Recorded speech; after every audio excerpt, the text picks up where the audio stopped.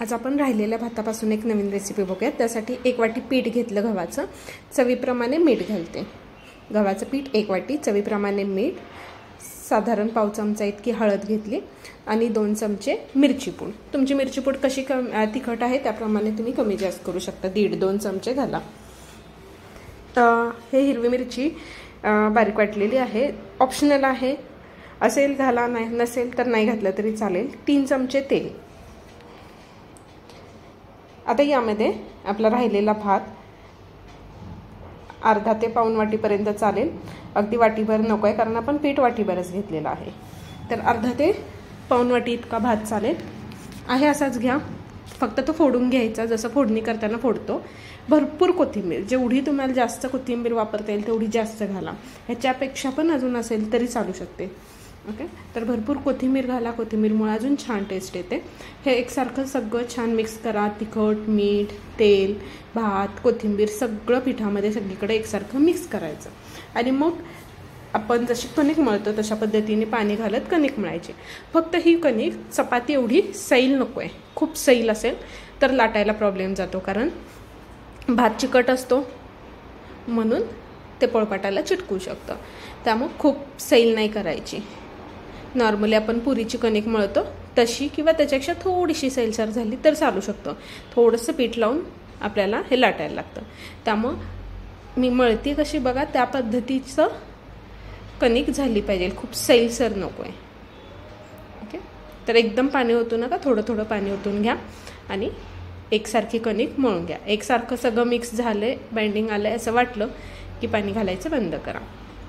आता हे हाताला बघा केवढं चिटकलंय, का चिटकलं, का तर याच्यामध्ये भात आहे, भात चिकट असल्यामुळं हाताला चिटकतो। मग अशा वेळेस काय करायचं, थोडंसं पीठ घालायचं आणि भांडे एकदम क्लीन होऊन जाते पिठाने। गव्हाचंच पीठ घातलेलं आहे, इवन हाताचं पण आपण असंच क्लीन करू शकतो। आता यापासून साधारण 6 ते 7 चपातीपेक्षा छोट्या साईजचे होतील तयार। आता लाटून आपल्याला हे भाजून घ्यायचं आहे, तर याचे 6 ते 7 गोळे होतील, डिपेंड आहे तुम्ही कशी साईज करताय त्याच्यावर। आणि 1 वाटी पीठ घेतलं आहे आणि अर्धा ते पाऊण वाटीपर्यंत भात चालू शकतो, अर्धा वाटी असेल तरी इनफ आहे। एखाद वेळेस तुमच्याकडे भात थोडासा जास्त आहे, पाऊण वाटी झालं आहे, काही प्रॉब्लेम नाही, घालू शकता। आता हा एवढाच भात आपण फोडणी दिला तर तो कोणालाच नाही पुरत आणि ही रेसिपी तुम्ही नाश्त्यासाठी वापरू शकता, कारण एवढ्या भातामध्ये 7 म्हटल्यावर आरामात तिघांचा तरी नाश्ता होऊ शकतो। किंवा जेवायला समजा घरी कोण जास्त नाही आहे, थोडा भात राहिला आहे, तर मग अशा वेळेस तुम्ही तुमच्या पुरतं पण असं करून घेऊ शकता। ओके, हे पीठ लावून थोडंसं लाटून घ्यायचं।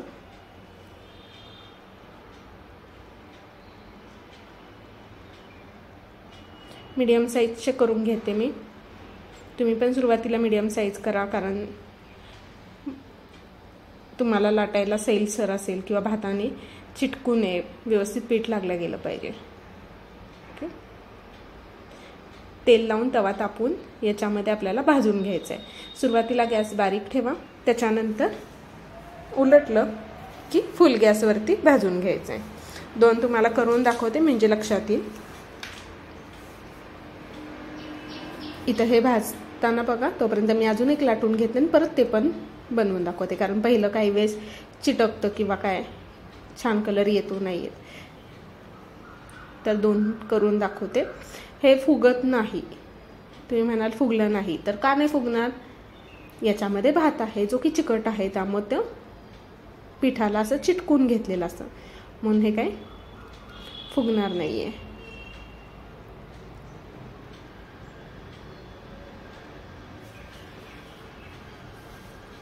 बघा आत्ताच कोथिंबीर केवढीशी दिसते, आपण घालताना आपल्याला वाटलं हा आहे बऱ्यापैकी कोथिंबीर घातली, पण त्याच्याही डब्बल जरी तुम्ही कोथिंबीर घातली तरी सुद्धा चालू शकता। आता माझ्याकडं होती तेवढी मी सगळी घातलेली आहे, याच्या डबल सुद्धा चांगली लागेल, छान लागते टेस्टला।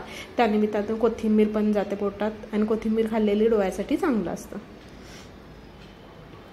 तुमच्याकडं असं दाबणी नसेल तर मग तुम्ही नॉर्मल चपाती करताना उलटण्याने उलट सुलट करून जसं करता तशी भाजून घेऊ शकता। आता याला मुगडी म्हणू शकता किंवा भाताचे थेपले म्हणू शकता, भाताची चपाती म्हणू शकता. तुम्हाला जसं हवं तसं नाव द्या. लहान मुलांना अजून तुम्ही काही युनिक नाव देऊन खायला देणार असेल तरी चालेल. ब्रेकफास्टसाठी तुमच्यासाठी एक नवीन पद्धतीची रेसिपी झाली. आता ही खायची कशी?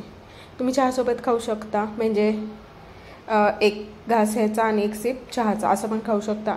किंवा चहा पीत नसाल तर शेंगदाण्याची चटणी आणि तूप घालून खाऊ शकता. कसं शेंगदाण्याची चटणी तूप घ्यायचं ते सांगते, दाखवते करून. आणि शेंगदाण्याची चटणी तूप लावून एक घास खावा आणि एक सिप चहा प्या, तसं पण छान वाटेल. कारण नाश्त्याला करत असेल तर नाश्त्याला चहा होतोच. दुसऱ्या साईडनं पण थोडंसं आपण तेल घालूयात, का तर पीठ लावलेलं आहे त्यामुळे दोन्ही साईडनं थोडं थोडं तेल घातलेलं आहे. पुढं जेवढं जास्त एक छोटा चमचा आणि मागं अगदी 2-4 थेंब. ओके. तर याच्यावरती जर तुम्ही अशी शेंगदाण्याची चटणी आणि तूप घेतलं तरी खूप मस्त लागतं. दहीला लावून खायचं असेल दहीला लावून चालू शकतं. तुम्हाला कसं नॉर्मली आवडेल तसं.